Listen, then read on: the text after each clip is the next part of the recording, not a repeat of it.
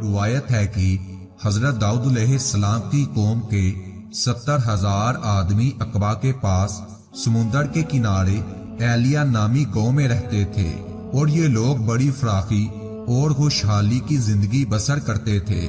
اللہ تعالیٰ نے ان لوگوں کا اس طرح امتحان لیا کہ سنیچر کے دن مچھلی کا شکار ان لوگوں پر حرام فرما دیا، ہفتے کے باقی دنوں میں شکار حلال فرما دیا، مگر اس طرح ان لوگوں کو آزمائش میں مبتلا کر دیا کہ سنیچر کے دن بے شمار مچھلیاں آتی تھی اور دوسرے دنوں میں نہیں آتی تھی۔ تو شیطان نے ان لوگوں کو طریقہ بتا دیا کہ سمندر سے کچھ نالیاں نکال کر خشکی میں چند حوض بنا لو، اور جب سنیچر کا دن آئے ان نالیوں کے ذریعے مچھلیاں حوض میں آ جائیں گی، تو نالیوں کا منہ بند کر دو۔ اس دن ان کا شکار نہ کرنا، بلکہ دوسرے دن انہی کے ساتھ ان مچھلیوں کو پکڑ لو۔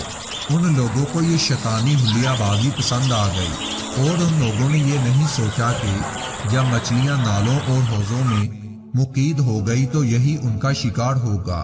تو سنیچر ہی کے دن شکار کرنا پایا گیا، جو ان لوگوں کے لیے حرام تھا۔ اس موقع پر ان یہودیوں کے 3 گروہ ہو گئے۔ نمبر 1، کچھ لوگ ایسے تھے جو شکار کے اس شیطانی حلیے سے منع کرتے تھے اور ناراض و بیزار ہو کر شکار سے باز رہے۔ نمبر 2، اور کچھ لوگ اس کام کو دل سے برا جان کر خاموش رہے، دوسروں کو منع نہ کرتے تھے، بلکہ منع کرنے والوں کو کہتے تھے کہ تم لوگ ایسی قوم کو نصیحت کرتے ہو جنہیں اللہ پاک ہلاک کرنے والا یا سخت سزا دینے والا ہے۔ نمبر 3، اور کچھ وہ سرکش و نافرمان جنہوں نے اللہ تعالیٰ کے حکم کی اعلانیہ مخالفت کی اور شیطان کی حلیہ بازی کو مان کر سنیچر کے دن شکار کر لیا، اور ان مچھلیوں کو کھا بھی لیا اور بچا بھی لیا۔ جب نافرمانوں نے منع کرنے کے باوجود شکار کر لیا تو منع کرنے والی جماعت نے کہا، ہم ان نافرمانوں سے کوئی میل ملاپ نہ رکھیں گے۔ چنانچہ ان لوگوں نے گاؤں کو تقسیم کر کے درمیان میں ایک دیوار بنا لی اور آمد و رفت کا ایک الگ دروازہ بنا لیا۔ حضرت داؤد علیہ السلام نے غضبناک ہو کر شکار کرنے والوں پر لعنت فرما دی۔ اس کا اثر یہ ہوا کہ ایک دن خطا کاروں میں سے کوئی باہر نہیں نکلا، تو انہیں دیکھنے کے لیے کچھ لوگ دیوار پر چڑھ گئے، تو کیا دیکھا کہ وہ سب لوگ بندروں کی صورت بن گئے ہیں۔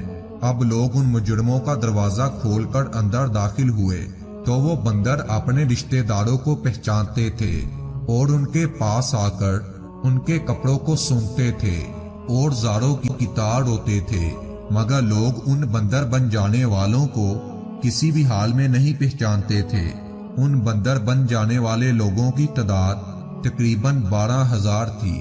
یہ سب لوگ 3 دن تک زندہ رہے اور اس درمیان کچھ بھی کھا پی نہ سکے، بلکہ یوں ہی بھوکے پیاسے سب کے سب ہلاک ہو گئے۔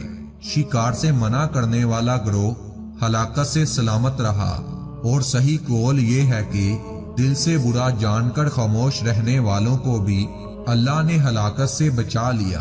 اس واقعے کا جمالی بیان سورۃ البقرہ کی اس آیت میں ہے۔ ترجمہ، اور بے شک تم ان لوگوں کو جانتے ہو جو تم میں سے سنیچر کے بارے میں حد سے بڑھ گئے تھے، تو ہم نے کہہ دیا کہ تم لوگ دہتکارے ہوئے بندر ہو جاؤ۔